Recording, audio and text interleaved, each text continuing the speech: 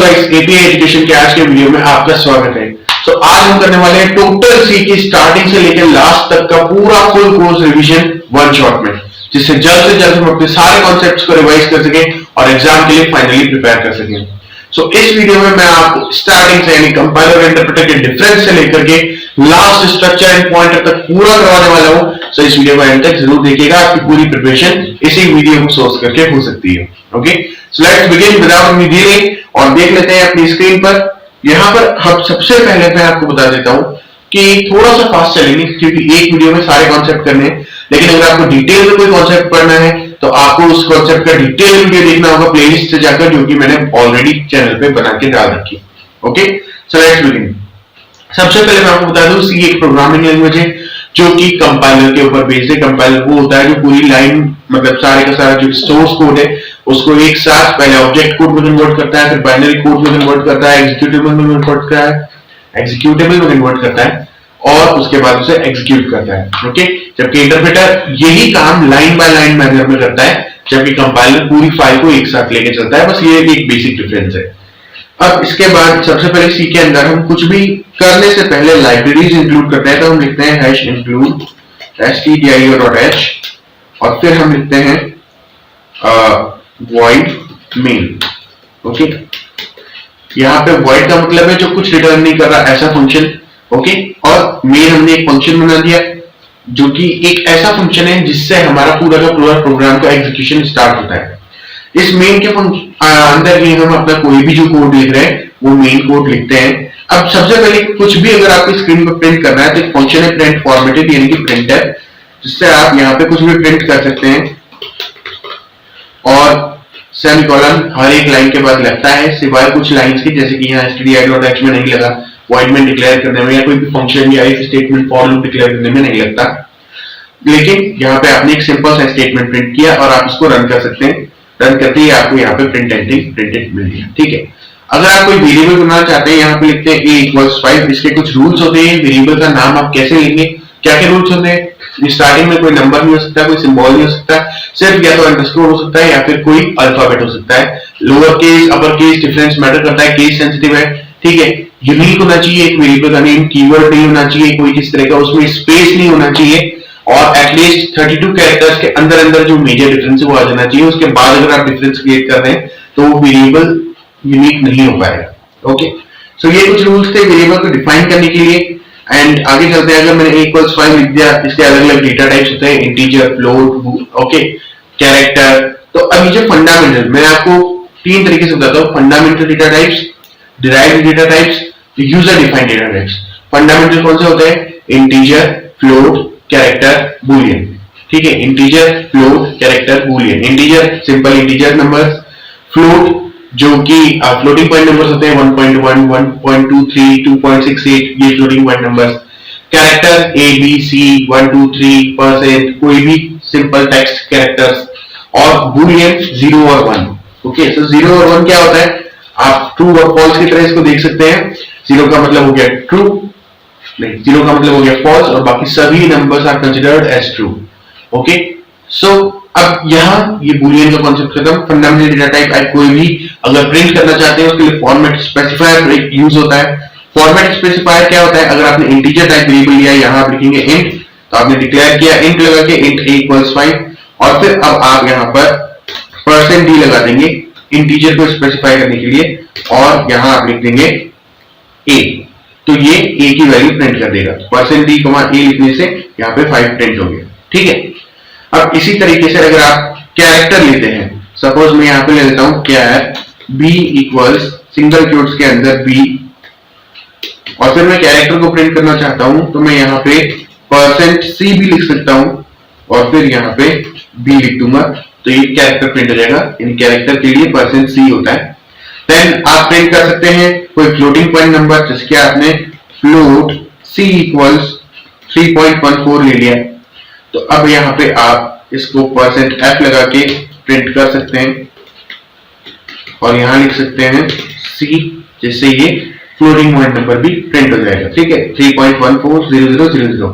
ये 0000 के आगे आपको पता है डेसिमल के बाद 0 लगने का कोई मतलब नहीं होता, लेकिन सी के अंदर जो फ्लोट होता है वो 6 डेसिमल प्लेसेस तक देखता है, इसलिए यहाँ पे जब आपने 3.14 असाइन किया तो ऑटोमेटिकली उसकी वैल्यू ये कंसीडर करेगा 3.140000। ओके, 6 डेसिमल प्लेसेस तक बना देगा, इसमें कोई स्पेशल बात नहीं है। आपने प्रिंट आउट दे दिया, ठीक है। किसी भी वेरिएबल में अगर आपको कोई वैल्यू स्कैन करनी है तो वो कैसे करेंगे, एक इंट बनाया a और उसके बाद आपने लिख दिया scanf %d फॉर्मेट स्पेसिफायर लगाते हैं और एंड यानी कि एड्रेस होता है, एड्रेस ऑफ a, यानी कि हम scanf फंक्शन के अंदर एड्रेस देते हैं जिससे कि a की जो भी वैल्यू यूजर एंटर कर रहा है वो सब कुछ वैल्यू जो है उस एड्रेस पे जाके स्टोर हो जाए, जिससे कि वेरिएबल की एक वैल्यू अपन को इनपुट की तरह मिल जाए। स्कैन करने के बाद हम इसे प्रिंट करके देख सकते हैं कि स्कैन सही से हुआ कि मैं %d लगा के यहाँ पे a को प्रिंट कर दूंगा and this is very simple. शुरुआत में हम एक प्रॉम्प्ट दे देंगे यूजर को कि print enter the value. Okay, ये हो गया, इसको रन करते हैं।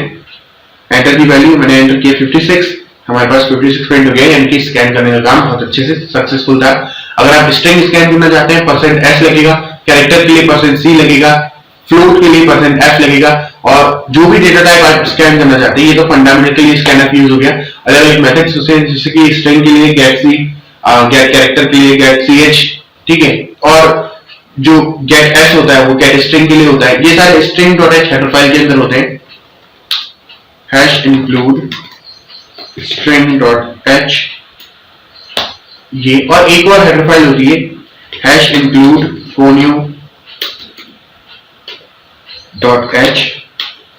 conio.h का मतलब होता है console input output header file. अब कंसोल के अंदर क्या होता है, अगर आपको पूरे आउटपुट को क्लियर करना है, ओके, जो आपका कंसोल है उस पर ओल्डर आउटपुट है उसको क्लियर करना है, या फिर आउटपुट बचा के रखना है getch के लिए, तो वो सारे फंक्शंस है getch, clr, scr, ये conio के अंदर होते हैं, तो आपको इसे इंक्लूड करना पड़ेगा। बट मैं आपको इसे यहाँ रन करके नहीं दिखा सकता क्योंकि मैं ये ऑनलाइन कंपाइलर यूज कर रहा हूँ और यहाँ पे हमें कंसोल प्रोवाइडेड नहीं है। तो अगर मैं इसको यहाँ रन करूंगा तो conio वाली जो हेडर फाइल है वो मिसिंग होगी, यहाँ पर हमें अवेलेबल ही नहीं होने वाली। ये देखिए, नो सच फाइल और डायरेक्टरी इंक्लूड conio.h, तो वो मॉड्यूल इन्हें दे नहीं रखा है। बट अगर आप टर्बो C7 या GCC में यूज करोगे वहां आपको ये मॉड्यूल बाय डिफॉल्ट मिल जाएगा। ओके, ठीक है। इसको यूज कैसे करते हैं, हालांकि मैं आपको ये बताता हूँ। conio.h में सबसे पहले आप यहाँ लिखते हैं clr scr क्लियर करने के लिए आउटपुट को, और नीचे एंड में आप लिख सकते हैं getch, ताकि जब तक आप कोई कैरेक्टर इनपुट ना दो या जब तक कीबोर्ड पर कोई की प्रेस ना करो तब तक getch जो है आपके प्रोग्राम को होल्ड करके रखेगा टर्बो C7 में, जिससे कि आप अपने आउटपुट को देख सकते हो। तो ये getch टर्बो C7 में लगाते हैं। हालांकि इसको लगाना एक जुगाड़ की तरह का काम है, बट या इसको लगा के अपना एग्जाम में लिख सकते हो, कोई दिक्कत नहीं है। ओके, सो हमने बता दिया प्रिंट कैसे करना है, स्कैन कैसे करना है। अब हम आपको बताते हैं कि इफ स्टेटमेंट, एल्स, ये elif, ये सब कैसे काम करता है। सो मैं यहाँ पे ले लेता हूँ int a = 5 और फिर मैंने यहाँ लिख दिया if, जैसे चेक करना है कि कोई नंबर इवन है कि ऑड, तो मैंने लिख दिया a%2 = 0। अब देखो यहाँ पे थोड़ा सा ऑपरेटर्स का ज्ञान होना चाहिए। ऑपरेटर्स कौन कौन से तरह के होते हैं, असाइनमेंट ऑपरेटर होता है, अरिथमेटिक ऑपरेटर्स होते हैं, लॉजिकल ऑपरेटर्स, रिलेशनल ऑपरेटर्स, ठीक है, और वो बाइनरी ऑपरेटर्स। तो ये जो ऑपरेटर्स होते हैं इनके बारे में डिटेल वीडियो मैंने बना रखा है, ठीक है। अभी मैं इसको इतना नहीं खींचूंगा क्योंकि हर एक ऑपरेटर का इंडिविजुअली आपको मीनिंग पता होगा। परसेंट जो भी होता है, परसेंट यानी मॉड्यूलस ऑपरेटर, वो डिवाइड करने के लिए यूज होता है। यानी कि अगर आपने किसी भी नंबर को किसी दूसरे नंबर से डिवाइड किया तो जो रिमाइंडर बचा वो रिमाइंडर आपको आउटपुट में मिलेगा। मॉड्यूलस ऑपरेटर ये काम करता है। और जो डबल इक्वल ऑपरेटर है वो कंपेयर करने के लिए होता है, वो आपको एक बूलियन वैल्यू 0 या 1 रिटर्न करता है और कंपेयर करने के लिए यूज होता है कि जो भी कंडीशन आपने, यानी कि दोनों साइड जो आपने ऑपरेटर रखे हैं ये इक्वल है या नहीं वैल्यू से। ऑपरेटर यूनरी भी हो सकते हैं, बाइनरी भी हो सकते हैं, टर्नरी भी हो सकते हैं। कंडीशनल ऑपरेटर होता है एक टर्नरी, ठीक है। इफ स्टेटमेंट के हम कंडीशनल ऑपरेटर को भी यूज कर सकते हैं, वो भी आपको बता दूंगा अभी। मैंने यहाँ लिख दिया अगर ऐसा है the number is even, print कर सकते हैं। ओके, तो print the number is even कब, जब a%2 = 0 हो जाए तब हमें प्रिंट करना है द नंबर इज इवन। और a%2 यानी कि a को 2 से डिवाइड करने के बाद जो रिमाइंडर आ रहा है वो अगर 0 होता है तो हम ये प्रिंट कर रहे हैं। तो a तो यहाँ पे 5 है तो ये प्रिंट नहीं होने वाला, तो मैं यहाँ पे else लगा सकता हूँ। else, सबसे पहले else लगा के देखा, printer the number is odd. और इस तरीके से करने के बाद हम ये चेक कर सकते हैं कि कोई भी जो नंबर है वो इवन है कि ऑड। ओके, मुझे कोनियों को हटाना है यहाँ से। द नंबर इज ऑड, ठीक है। अगर मैं ए को 5 की जगह 6 कर दूं तो यहाँ पे आ जाएगा द नंबर इज इवन, ठीक है। अच्छा, इंक्रीमेंट और डिक्रीमेंट ऑपरेटर करता हूं मैं। ए इक्वल्स, अब मैंने यहाँ पे कर दिया ए प्लस प्लस, या फिर मैं यहाँ पे करूं माइनस माइनस ए, या फिर मैं आपको करूं प्लस प्लस ए, या फिर मैं यहाँ पे करूं ए माइनस माइनस, ठीक है। ये क्या है? ये इंक्रीमेंट एंड डिक्रीमेंट ऑपरेटर्स हैं, post increment and pre increment, post decrement and pre decrement, ठीक है। पोस्ट यानी जिसमें सिंबल बाद में आ रहा हो और वेरिएबल पहले आ रहा हो, प्री यानी जिसमें वेरिएबल बाद में आ रहा हो, सिंबल पहले आ रहा हो। और प्लस प्लस और माइनस माइनस ये दोनों ही वैल्यू को एक से बढ़ाने या घटाने का काम करते हैं।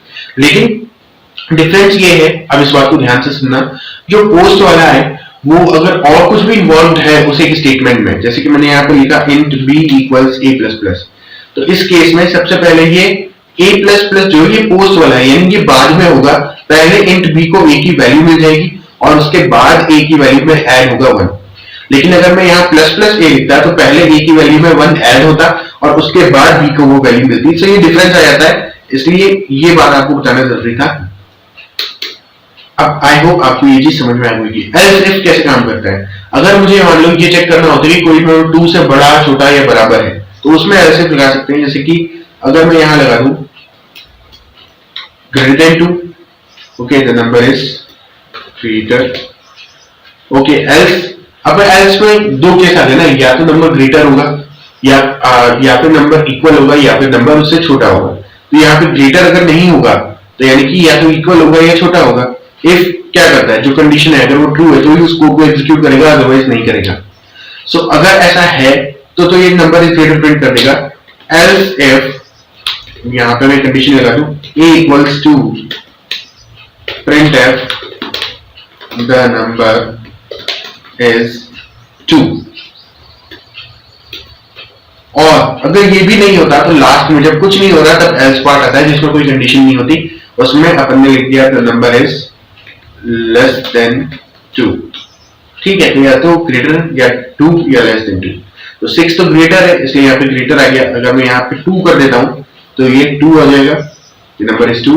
और अगर मैं यहाँ -1 कर देता हूं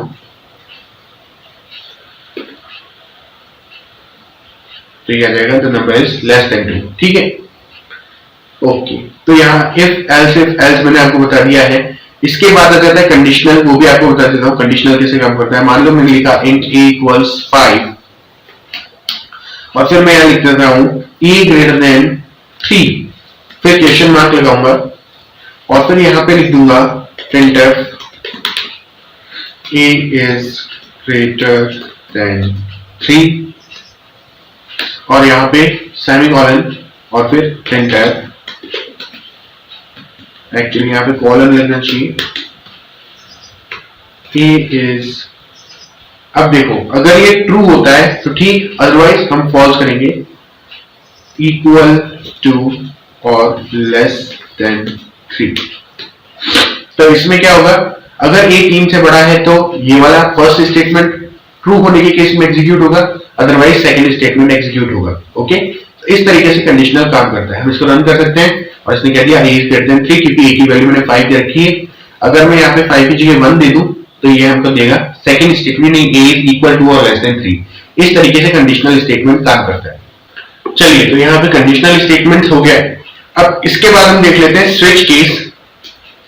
सो स्विच केस क्या करता है, कोई भी एक वेरिएबल की वैल्यू लेगा और चेक करेगा कि जो वैल्यू है वो केस 1 से मैच हो रही है या केस 2 से या केस 3। बेसिकली जो भी वैल्यू आपने केस क्या लिख रखी है, केस 1 2 3 24, वो वैल्यू के साथ इक्वल है या नहीं, और जिस भी वैल्यू के साथ इक्वल होगी उस कोड को एग्जीक्यूट करेगा। तो स्विच केस कैसे यूज करना है, मान लो मैंने यहाँ पे 7 लिखा, यहाँ पे मैं लिख दूंगा स्विच ए और लगा दूंगा ब्रेसेस। उसके बाद मैं यहाँ लिखूंगा केस 1 कॉलन और फिर यहाँ पे लिखूंगा printf 1 और फिर मैं यहाँ लगा दूंगा ब्रेक, ताकि अगर ये केस एग्जीक्यूट होता है तो नेक्स्ट केस एग्जीक्यूट ना हो। ठीक है। और इसी के साथ इसके बाद आ जाएगा केस 2, तो मैं इसको कॉपी करता हूं। यहाँ केस 2 3 4 5 6 7 सिर्फ वैल्यूज चेंज करनी है। अब यहाँ हो जाएगा 2, यहाँ हो जाएगा 2, यहाँ हो जाएगा 3, यहाँ हो जाएगा 3, यहाँ हो जाएगा 4, यहाँ हो जाएगा 4, यहाँ हो जाएगा 5, 5, यहाँ हो जाएगा 6, 6, और यहाँ हो जाएगा 7, 7। ठीक है। अब यहां पर हम लिख सकते हैं डिफॉल्ट, और डिफॉल्ट केस मतलब इनमें से कोई भी काम नहीं कर रहा, आप प्रिंट कर दोगे डिफॉल्ट। ठीक है। और ये हो गया आपका पूरा स्विच केस स्टेटमेंट तैयार। अब ए की वैल्यू के हिसाब से हमें स्पेलिंग मिल जाएगी, तो 7 मिल गई। अगर मैं यहाँ ए की वैल्यू 7 की जगह 74 कर देता हूं तो डिफॉल्ट प्रिंट हो जाएगा, यानी कि कोई भी वैल्यू मैच ना होने के केस में डिफॉल्ट वैल्यू मैच होगी। और आप जो भी वैल्यू यहाँ रख रहे हो, जैसे मैंने 4 रख दिया, आपको 4 की स्पेलिंग मिल जाएगी। इस तरीके का एक प्रोग्राम बन गया स्विच केस की मदद से। ठीक है। इससे वो प्रोग्राम भी बनता है कि आपने डे का नंबर एंटर किया, आपको डे कौन सा मिल गया, 1% डे एंड सो ऑन, 1 पे मंडे या संडे कुछ भी रखोगा। ओके, सो इस तरीके से स्विच केस काम करता है। अब हम जल्दी से आ जाते हैं फॉर लूप के ऊपर। तो फॉर लूप क्या करता है, बेसिकली आप एक काउंटर वेरिएबल लेते हो, लूप यानी कि एक पर्टिकुलर कमांड या सेट ऑफ कमांड्स को बार बार एक नंबर ऑफ टाइम्स रिपीट जब करना होता है बिना दोबारा लिखे, तो उसको हम लूप यूज करते हैं उसके लिए। अब लूप या तो एक रेंज में चलता है 0 to 10 या 0 to 100 ऐसी किसी रेंज में, या फिर एक कंडीशन तक चलता है कि जब तक a 5 से ऊपर ना हो जाए, जब तक a 10 से ऊपर ना हो जाए। तो ये दो केस होते हैं। फर्स्ट केस में यूज होता है फॉर लूप जब हम रेंज में चलते हैं 0 to 10, 0 to 20। सेकंड केस में होता है व्हाइल लूप जब हम एक कंडीशन के हिसाब से चलते हैं a less than 10, a less than 20। ठीक है। तो फॉर लूप कब यूज करना है जब आपके पास रेंज हो, व्हाइल लूप तब यूज करना है जब आपके पास कंडीशन। अभी अगर हम फॉर लूप देखें तो मैंने लिख दिया int और फिर मैं लिख सकता हूँ फॉर, ब्रैकेट लगाऊंगा, फिर लिखूंगा इंट लगाने की जरूरत नहीं है, वैसे आप कर सकते हो डायरेक्टली इंट आई यहाँ पे भी डिक्लेयर कर सकते थे, पर मैंने क्योंकि पहले डिक्लेयर कर दिया तो मैं i = 0 लिख देता हूँ। तो i less than 5 लिख देता हूँ, i++ लिख देता हूँ। 0 से 5, अब लेस देन 5 लिखा है तो 5 इंक्लूड नहीं होगा, तो 0 से 4 तक यानी 0 1 2 3 4 ये वैल्यूज i को मिलेंगी, और i की इन वैल्यूज के साथ में जो भी कोड अंदर लिखा है वो एग्जीक्यूट होगा। तो मैं प्रिंट लिख सकता हूँ %di और मैंने i का वैल्यू प्रिंट कर दिया। सिंपली मेरे को यहाँ 0 से 4 तक की काउंटडाउन मिल गई। अगर मैं स्लैश n लगा दूं तो ये मेरे को डिफरेंट लाइंस में मिल जाएगा। ठीक है। अगर मैं यहाँ लेस देन की जगह लेस देन इक्वल लगा दूं तो 5 भी यहाँ पे इंक्लूड हो जाएगा। रेंज अगर मैं चाहूं तो चेंज कर सकता हूं।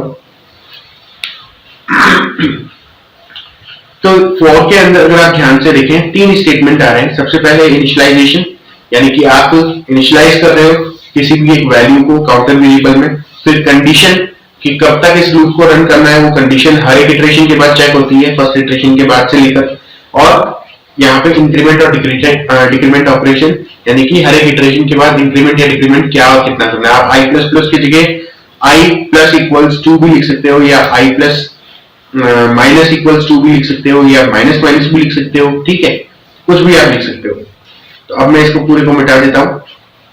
हो गया फॉर लूप। आई होप आपको समझ में आ गया होगा। मल्टीप्लिकेशन टेबल प्रिंट कर लेते हैं एक बार। फॉर i = 1 से लेके i less than 11, 1 से 11 लेस देन में यानी 1 से 10 हो जाएगा i++।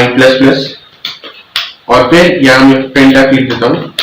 मान लो मेरे को 6 की टेबल प्रिंट करनी है, 7 8 9 की टेबल प्रिंट कर लेते हैं। मैं लिख देता हूँ %t और यहाँ लिख दूंगा 9 × i, तो 9 की टेबल प्रिंट हो जाएगी। एंड मुझे यहाँ पे 9 की पूरी टेबल मिल गई। स्लैश n लगाना चाहिए यहाँ पे, तभी समझ में आएगा। ये स्लैश n लग गया। 9 18 27 अप टू 99 की पूरी टेबल आ गई है। ठीक है। अब मैं यहाँ क्या करता हूँ, फॉर लूप हो गया। यही टेबल व्हाइल लूप से बनाना हो तो व्हाइल के अंदर आपको चाहिए एक कंडीशन, तो आप ब्रैकेट लगाओगे और यहाँ पे लिखोगे व्हाइल i less than 11। आपने कंडीशन लिख दी। ठीक है। और फिर अपना व्हाइल लूप स्टार्ट करके यहाँ पे लिख दिया printf percent d comma 9 into i, और फिर यहाँ पे आपने लिख दिया आई प्लस प्लस, और इनिशियलाइजेशन कंडीशन तो यहाँ पर है। तो ये रही व्हाइल लूप के अंदर इनिशियलाइजेशन कंडीशन का है, यहाँ पे आपको इक्वल 0 इनिशियलाइज करना पड़ेगा। ये रही इनिशियलाइजेशन कंडीशन, ये हो गई लूपिंग कंडीशन नीचे जो ये दे रखी है, और ये इंक्रीमेंट या डिक्रीमेंट ऑपरेशन हो गया, और ये हो गया व्हाइल लूप के अंदर का कोड। ठीक है, व्हाइल और फॉर कीवर्ड्स है, उनको वेरिएबल की तरह यूज नहीं करना।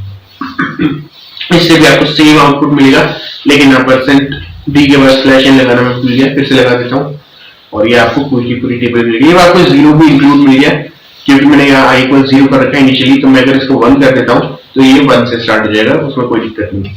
ओके, तो इस तरीके से व्हाइल और फॉर लूप काम करते हैं। आप नेक्स्ट भी कर सकते हैं, फॉर लूप के अंदर उसके कोड में एक और फॉर लूप लगा दिया, व्हाइल के अंदर एक और फाइल लगा दिया, इफ के अंदर एक और इफ लगा दिया, एल्स इफ के अंदर इफ लगा दिया, एल्स इफ के अंदर एल्स इफ लगा दिया, एल्स लगा दिया, एल्स के अंदर इफ लगा दिया, एल्स के अंदर एल्स इफ लगा दिया, एंड सो ऑन। जितने कॉम्बिनेशन बनते हैं आप सभी तरीके से इनको नेस्ट कर सकते हैं, कोई दिक्कत नहीं है, आपका लॉजिक सही होना चाहिए, बस इतनी सी बात है। ओके, लूपिंग यहाँ पे कंप्लीट हो जाती है। डू व्हाइल लूप, अच्छा डू व्हाइल लूप बच रहा है एक, तो डू व्हाइल लूप के अंदर ये होता है व्हाइल और फॉर ये दोनों एंट्री कंट्रोल लूप है, do while loop exit control loop है। तो डू व्हाइल लूप कैसे काम करता है, आप डू लगाओगे और फिर यहाँ पे आप अपना कोड लिख दोगे, printer percent d comma 9 into i. ठीक है, ये आपने कोड लिख दिया, और फिर आप यहाँ पे एक इंक्रीमेंट या डिक्रीमेंट ऑपरेशन लिखोगे आई प्लस प्लस, और फिर यहाँ पे वाइल लगा देंगे, और वाइल लगा के यहाँ लिख देंगे आई इज लेस देन 11। तो जब तक आई 11 से कम है तब तक करते रहो। लेकिन अब इसमें क्या चेंज हुआ पता है, इसके अंदर ये चेंज हुआ कि बिना इस कंडीशन को एक बार भी चेक किए, एटलीस्ट सबसे पहले एक बार तो ये काम होगा ही होगा, और उसके बाद ये कंडीशन चेक किया जाएगी कि अब दूसरी बार एंड सो ऑन रिपीट करना है कि नहीं। यानी कि एंट्री के वक्त पे ये लूप कंट्रोल्ड नहीं है, एक बार ये कोड जरूर एग्जीक्यूट होगा, लेकिन दूसरी बार के लिए ये चेक करेगा कि व्हाइल पहले कंडीशन चेक कर लो, अगर सही है तो इसको एग्जीक्यूट करो। ठीक है, तो अगर मैं यहाँ पे लेस देन 11 लिखा है, मैं इसको 11 भी कर देता हूँ, तो एटलीस्ट 11 इंटू 9 एक बार प्रिंट होगा, 99 प्रिंट हो गया। ठीक है, लेकिन अगर मैं यहाँ पे इसको 1 लिखता हूँ तो यहाँ पे मेरे को सही तरीके से एक पूरी टेबल मिल जाएगी, जैसे कि आप देख सकते हो, अगेन स्लैश एन यहाँ पे लगा दिया एंड ये नीचे आ जाएगा। ठीक है, पूरी टेबल मिल गई। इस तरीके से डू व्हाइल लूप, यहाँ लूपिंग कंप्लीट होती है। और अब हम आ जाते हैं फंक्शंस के ऊपर। ठीक है, conditional statements complete, looping complete, functions पे आ जाते हैं। फंक्शन कैसे काम करता है, तो इतनी देर से हम एक फंक्शन ही यूज कर रहे हैं, वॉइड मेन। ठीक है, ये खुद एक फंक्शन है, और अगर हमें कोई फंक्शन बनाना है, मान लो मेरे को ये पूरा का पूरा जो कोड है, यानी कि ये पूरा काम टेबल प्रिंट करने का एक फंक्शन से करना है, इसको मैंने कट कर लिया। अब यहाँ में एक फंक्शन की डेफिनेशन दे सकता हूँ। मान लो मैंने वॉइड एक फंक्शन बनाया टेबल, और फिर मैंने इस फंक्शन के अंदर ये कोड पेस्ट कर दिया। तो ये जो टेबल फंक्शन है, ये 9 की टेबल प्रिंट करने का काम कर रहा है। अब मैं क्या कर सकता हूँ, वॉइड मेन के अंदर इस टेबल फंक्शन को कॉल कर सकता हूँ, एंड आउटपुट हमें इस वक्त सेम मिलने वाला है। लेकिन यहाँ पर क्या हो रहा है, वॉइड मेन जो है उसके अंदर एक फंक्शन कॉल हो रहा है, तो ये टेबल फंक्शन इस तरीके से लिखने से उसके अंदर का जो कोड है वो एग्जीक्यूट हो जाता है, और ये एग्जीक्यूट हो गया और हमें 9 की टेबल मिल गई। अब हमें एक ऐसा फंक्शन बनाना है जो 9 की नहीं किसी भी नंबर की टेबल दे सके, तो उसके लिए हम आर्ग्यूमेंट्स का यूज करेंगे। ध्यान से देखिए, यहाँ पर आर्ग्यूमेंट्स के लिए वॉइड टेबल के अंदर हमने लिख दिया इंट, और यहाँ पर मैंने लिख दिया सपोज ए। तो यहाँ पर मैं इसको ए से रिप्लेस कर सकता हूँ 9 को, और यहाँ कॉल के अंदर मैं कोई भी नंबर दे सकता हूँ, मैंने 2 दे दिया तो हमें 2 की टेबल मिल जाएगी। एंड ऐसे ही अगर मैंने यहाँ 4 दे दिया, हमें 4 की टेबल मिल जाएगी। एंड मैं यहाँ इसको इनपुट के हिसाब से भी रख सकता हूँ कि भाई आप जो वैल्यू इनपुट कर रहे हो वो दे दो, तो उसके लिए मैंने यहाँ पे मान लो ए दे दिया, और फिर मैं यहाँ लिखता हूँ इंट ए, और फिर यहाँ लिखता हूँ स्कैनफ परसेंट डी एंड ए, और एक प्रॉम्प्ट भी दे देते हैं यूजर को एंटर करने के लिए। तो मैं यहाँ लिखता हूँ printf एंटर दी वैल्यू। ठीक है, और ये हमने एक प्रॉम्प्ट दे दिया यूजर को। अब इसके बाद में हम जो भी वैल्यू एंटर करेंगे उसी का टेबल हमें प्रिंट आउट में मिलेगा। तो एंटर दी वैल्यू मैंने लिखा 56 का पूरा टेबल हमें यहाँ प्रिंट आउट में मिल गया। ठीक है, इस तरीके से एक फंक्शन काम करता है। आप मल्टीपल आर्ग्यूमेंट्स ले सकते हैं, कॉमा सेपरेटेड, और अब इस आर्ग्यूमेंट में आप एक पॉइंटर भी ले सकते हो अगर आपने यहाँ एस्टेक लगा दिया। यानी कि पॉइंटर का कॉन्सेप्ट आगे हम कर रहे हैं। Okay, so void table int A and ये एक फंक्शन बन गया। आप इस पूरे फंक्शन को यहाँ डिफाइन करने की जगह यहाँ से यहाँ तक मैं हटा देता हूँ, और यहाँ ए लिखने की जरूरत नहीं है। इस तरीके से आप सिर्फ इसको डिक्लेयर भी कर सकते हो, और यहाँ आपने सिर्फ डिक्लेयर किया है, और डिक्लेयर करने के बाद वॉइड मेन के बाद में आप अगेन इस फंक्शन को डिफाइन कर सकते हो। हालांकि इसका कोई मतलब मुझे समझ नहीं आता ऐसे अलग से करने का, लेकिन फिर भी ये हमने पूरा फंक्शन बना दिया एंड ये स्टिल इसी तरीके से काम करने वाला है, कोई दिक्कत नहीं है। ठीक है, इस तरीके से एक फंक्शन कॉल हो रहा है। फंक्शन के अंदर के वेरिएबल्स, मेन के अंदर के वेरिएबल्स अलग है। मेन खुद एक फंक्शन है, ये वेरिएबल्स आपस में इंटरचेंज नहीं हो सकते। मेन का ए और टेबल का ए अलग है। ऐसा नहीं है कि मेन में अगर आप ए की वैल्यू चेंज करोगे तो टेबल में ए की वैल्यू चेंज हो जाएगी या वाइस वर्सा, ये ट्रू नहीं है, क्योंकि ये दोनों अलग वेरिएबल्स हैं इनका सेम नाम होने के बाद, क्योंकि ये अलग अलग जगहों पे है। एक मेन फंक्शन में है, एक टेबल फंक्शन में है, ये दोनों अलग वेरिएबल है, बीच में स्कोप की दीवार आ जाती है। ठीक है, यहां पर ये आपका फंक्शन का एक कॉन्सेप्ट पूरा खत्म हो गया सिवाय रिटर्न के। तो ये जो वॉइड है, वॉइड उस फंक्शन को कहते हैं जो कुछ रिटर्न नहीं कर रहा। लेकिन अगर आप कुछ रिटर्न करवाना चाहते हो तो उस केस में आपको यहाँ पे सपोज मैं क्या कर रहा हूं, यहां मैं एक टेबल फंक्शन ऐसा बना रहा हूं जो कि मुझे एक एरे रिटर्न करे उस पूरी टेबल का। तो मैं क्या कर सकता हूं, एक इंटीजर टाइप का एरे बना सकता हूं, a इंडेक्स 10। ओके, और उसके बाद में मैं यहाँ पे लिख सकता हूं इंस्टेड ऑफ प्रिंटिंग, मैं यहाँ पे लिख सकता हूं a index i equals i into a। Okay, और यहाँ पे मैंने थोड़ा सा नाम गलत लिया है, इसको b लेता हूं, b index i equals i into a। इस तरीके से मैंने बना लिया। ठीक है, okay, b index i equals i into a, और इस तरीके से ये पूरा एरे बन गया। अब मैं इसको वॉइड की जगह एक इंट टाइप बना सकता हूं और फिर मैं इस पूरे एरे को रिटर्न कर सकता हूं, यानी कि मैं लिख सकता हूं यहाँ रिटर्न b, और ये पूरा का पूरा एरे रिटर्न कर देगा। ठीक है, तो इसी तरीके से रिटर्न करने का क्या मतलब है, यहाँ जो फंक्शन कॉल है उसकी जगह वो एरे आ जाएगा। तो मैं यहाँ पे लिख सकता हूँ int b index 10 equals table, और ये पूरा का पूरा जो एरे है वो मेरे पास आ जाएगा। इस तरीके से रिटर्न स्टेटमेंट काम करता है। आप एरे की जगह किसी इंटीजर वैल्यू या किसी भी डिफरेंट टाइप की वैल्यू, स्ट्रक्चर, पॉइंटर, कुछ भी रिटर्न कर सकते हो, कोई दिक्कत नहीं। ठीक है, तो यहाँ पे फंक्शन हमारे कंप्लीट होते हैं। वो वन शॉट है, फास्ट जाना पड़ेगा। अगर आपको डिटेल में सीखना है तो आप डिटेल वीडियो देख सकते हैं। ओके, तो यहाँ पर आपका फंक्शंस वाला टॉपिक कंप्लीट हो जाता है। फंक्शंस हो गया, लूपिंग हो गया, कंडीशनल स्टेटमेंट, स्विच केस वगैरह वगैरह हो गया। स्ट्रिंग एंड एरे के ऊपर अगर आ जाए, पहले थोड़ा सा हालांकि मैं आपको बता चुका हूँ, फिर भी एक बार और बता देता हूँ। इस पूरे फंक्शन को हटाओ यहाँ से, और अगर आप एक एरे क्रिएट कर रहे हो इंट a इंडेक्स 10, एक 10 कैपेसिटी का, इक्वल्स आप ऐसे डिफाइन कर सकते हो 1 2 3 4 5 6 7 8 9 और 0 आपने लिख दिया। 10 इंटीजर्स आपने इसको दे दिए, ये एक एरे हो गया, यानी कलेक्शन ऑफ इंटीजर्स। इसको आप ऐसे एक्सेस कर सकते हो, प्रिंटर %d, a इंडेक्स, कौन सी इंडेक्स, इंडेक्सिंग 0 से स्टार्ट होती है, 0 1 2 3 4 5 6 7 8 9 तक जाएगी। ठीक है, so number of elements -1 is the greatest index, और फर्स्ट यानी स्मॉलेस्ट इंडेक्स इज 0। तो अगर आपने यहाँ 0 दे दिया तो आपको आउटपुट में 1 मिल जाएगा, हम देख सकते हैं 1 आ गया, एंड सो 1। अगर आप 10 दोगे तो वो गलत हो जाएगा, एरर पुट अप कर देगा, क्योंकि 10 कोई इंडेक्स नहीं है, यहाँ पे 9 मैक्सिमम इंडेक्स है। तो ये देखो -29 एंड समथिंग कुछ आ रहा है, ये गार्बेज वैल्यू है, क्योंकि इंडेक्स 10 पर कुछ है ही नहीं। आप यहाँ पर इसको 8 दे सकते हो, इंडेक्स 8 पर आपको 9 मिल जाएगा, एंड सो। ठीक है, इस तरीके से एरे होता है। स्ट्रिंग के अंदर क्या होता है, एक कैरेक्टर का एरे होता है। क्या है, एक एरे मैंने बनाया b इंडेक्स 10 इक्वल्स, फिर मैंने यहाँ पे बना दिया suppose h, e, l, l, o, और ये अब ये कैरेक्टर का एरे है केवल। अगर आप इसे स्ट्रिंग बनाना चाहते हैं तो आपको एक नल सेट लगाना पड़ेगा, /0, ये नल सेट हो गया। अब ये एक स्ट्रिंग बन गई, लेकिन आपको ऐसे करने की जरूरत नहीं है। अगर आपको स्ट्रिंग ही बनानी है तो आप डायरेक्टली यहाँ पे b इंडेक्स 10 इक्वल्स हेलो ऐसे लिख सकते हो डबल क्योट्स के अंदर, और ये ऑटोमेटिकली उसके अंदर नल सेट लगा के एक स्ट्रिंग एरे बना देगा, उसको कैरेक्टर एरे। अगर आप इसमें यहाँ नल सेट नहीं लगाते, ये सिर्फ एक कैरेक्टर एरे रहा, ये स्ट्रिंग नहीं बनी। ठीक है, ओके, अब हम आ जाते हैं स्ट्रक्चर एंड पॉइंटर पे। तो आपको पता है, अब मैं आपको थोड़ा सा स्पेसिफाई कर दूं, जो डेटा टाइप्स होता है अभी तक वही चल रहा है। फंडामेंटल डेटा टाइप मैंने आपको बता दिया था, स्ट्रिंग हो गया, एरे हो गया, लिस्ट हो गया। ओके, ये सारे हो गए डिराइव्ड डेटा टाइप्स जो फंडामेंटल की ग्रुपिंग से बनते हैं। एंड इसमें डिराइव्ड में होमोजेनियस डेटा होता है, यानी एक एरे है इंटीजर टाइप का तो उसमें इंटीजर टाइप की ही वैल्यूज होंगी, कैरेक्टर टाइप का उसमें कैरेक्टर टाइप की ही वैल्यूज होंगी। लेकिन जब हम हेटेरोजेनियस डेटा को एक साथ कंबाइन करते हैं तो यूजर डिफाइंड डेटा बनाना पड़ता है, यानी कि अपन को खुद अपना एक डेटा टाइप बनाना पड़ता है जिसके अंदर हम अलग अलग टाइप की वैल्यूज को स्टोर कर सकते हैं। उसके लिए हम यूज करते हैं स्ट्रक्चर। तो सपोज आपने यहाँ पर एक स्ट्रक्चर बनाना है, इसको हटा देते हैं, मैंने लिखा स्ट्रक्ट स्टूडेंट और फिर यहाँ पर मैं ब्रेस ओपन करता हूँ, इसके अंदर मैं लिख देता हूँ इंट ए और सपोज इंट ए की इंट आईडी कर देते हैं और फिर मैंने लिख दिया क्या नेम इंडेक्स 20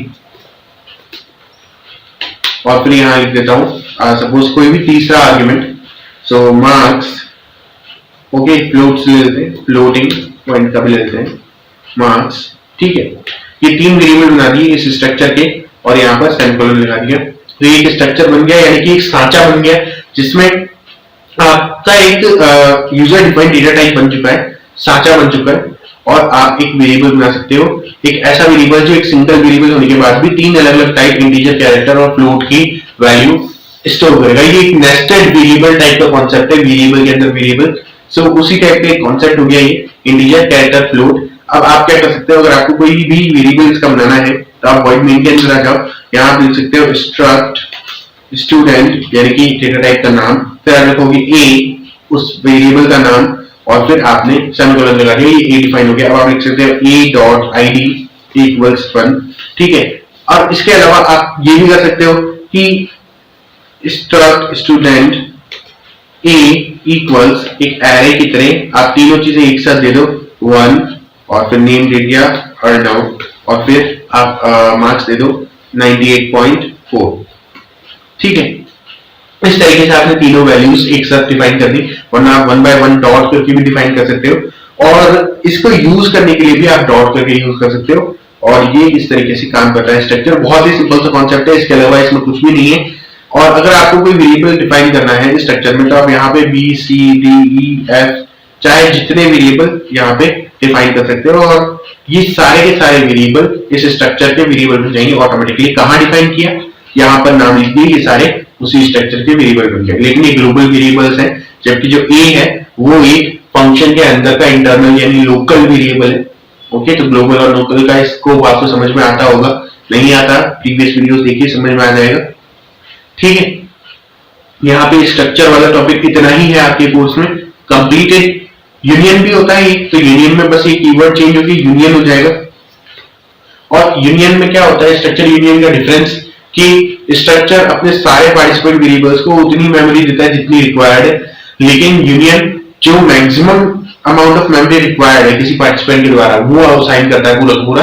यानी कि आप स्ट्रक्चर में सारे वेरिएबल्स को एक साथ अपनी वैल्यू दे सकते हो, बट यूनियन के अंदर आप सारे वेरिएबल्स को एक साथ वैल्यू नहीं दे सकते, वहां पे स्पेस का इश्यू रहेगा।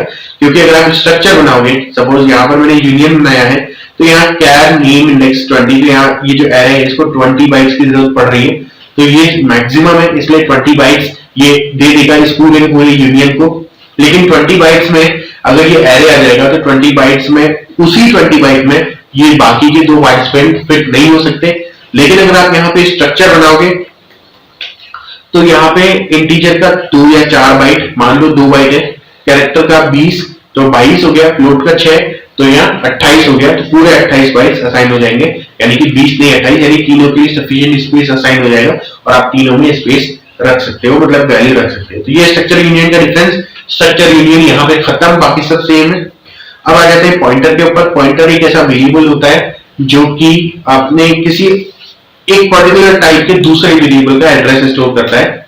जैसे अगर मैं यहाँ पे एक बनाना चाहूं पॉइंटर, मैं लिख दिया int asterisk a equals and b, तो यहाँ पे ए नाम का एक ऐसा पॉइंटर है जो कि इंटीजर टाइप के एक वेरिएबल का एड्रेस स्टोर कर रहा है। वो वेरिएबल कौन सा है, बी, एंड बी यानी एड्रेस ऑफ बी मैंने पहले ही बताया, बी इक्वल्स 28 लिख दिया मैंने।